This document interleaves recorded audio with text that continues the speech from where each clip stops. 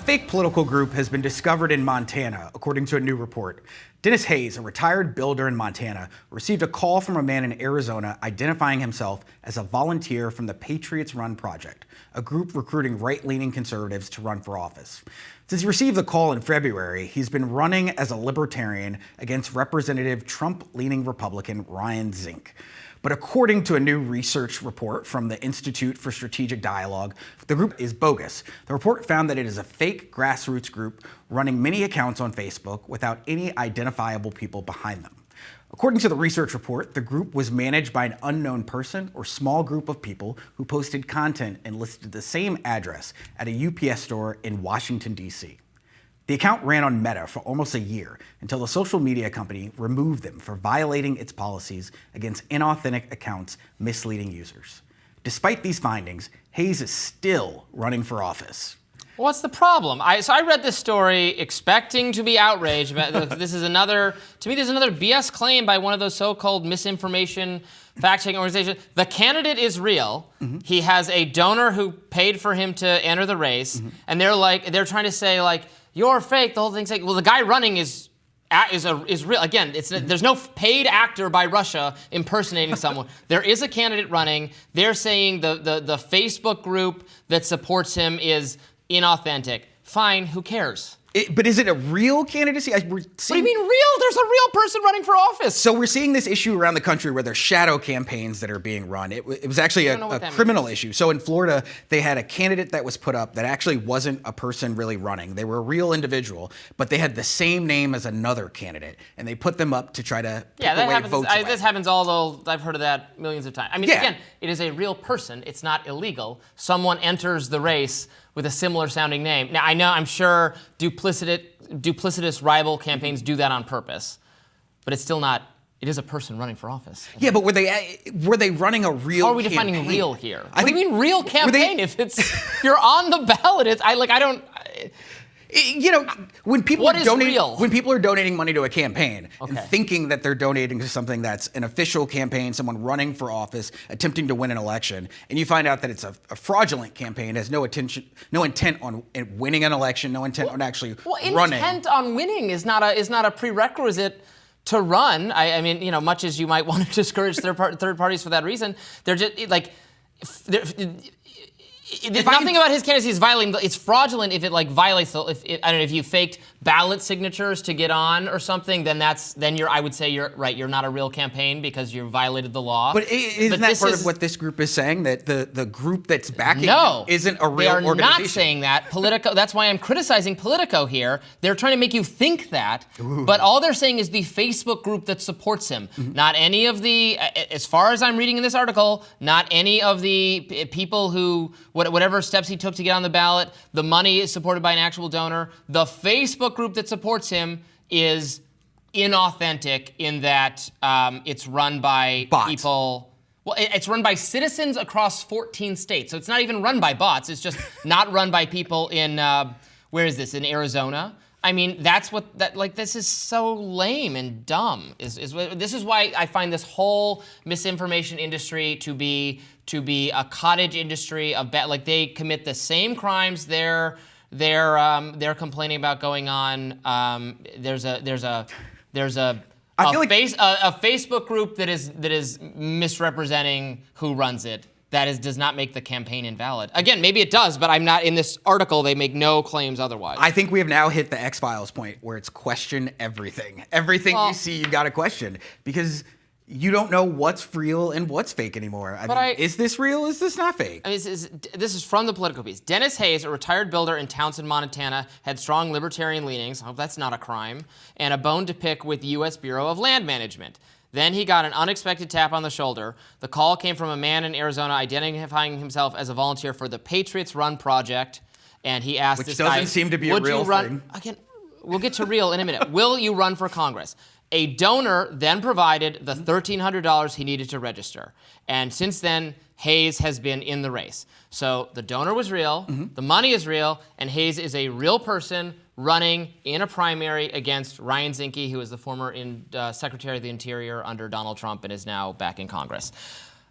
The only problem here is that the Patriots Run Project is a fake grassroots group that was running numerous accounts on Facebook without any identifiable people behind the operation. The group claims to be run by citizens across 14 states, but they say it was all managed by the same person or a small group of people who cross-posted content. Yeah. So why does that matter? Because what on earth does that matter anything? Because this is a fake organization. They're literally, their goal is they're supposed to look like it's a large group of kind of independent individuals who support this person. But the person running is real. The person who's running it, but the organizations who got shut down, the campaign didn't get shut down. They can still run, but these fake kind of booster organizations can't. This goes to a larger problem. Money in politics. We don't have enough information about who is making donations. If you're making them to these third-party groups or to these expenditures, you don't always have to disclose it, and so you can run a lot of these shadow groups. That's really where the problem is. That's where people are really mistrusting what's going on, because you don't know whether Bob John, who's living in Arizona, is making a donation, or whether the Adelson family is making a bunch of donations and trying to put their finger on the scale. I mean, yeah, but that's a problem all over the place. Like the fact that if you care about money in politics or money in campaigns, and I do, although sometimes this runs up against free speech, which I feel very strongly about. If you care about extremely rich people spending millions of dollars, right or left, on elections, your Adelsons, your Soroses on the other, that's a ton of money, and I see why people care about it. This seems like a very insignificant example of something not being entirely above board in the marketing behind the scenes for a guy. But again, the mainstream media is obsessed with this idea that there are fake people running, or that you're fake because you were in a fake Facebook group. I remember this crystal clear of CNN once going to someone's home in 2016 or whatever and being like, did you know you fell for a Russian influence campaign because you're in the group Patriots for Freedom and Liberty? Everyone and got those that group emails. Is actually a Russian origin, and it's this old Trump supporting lady who's like, okay, but I'm real, and I do support Trump, and I do think he's a patriot. So what was I fooled by? What is this? What are you trying to prove? The person is real. They're flesh and blood. They support Trump. They believe these things. Yeah, they're thinking everything's being mind controlled by somebody on their keyboard in Russia or somewhere else, and it's just not true. But one of the dangerous things about social media is I can take $1,000 and have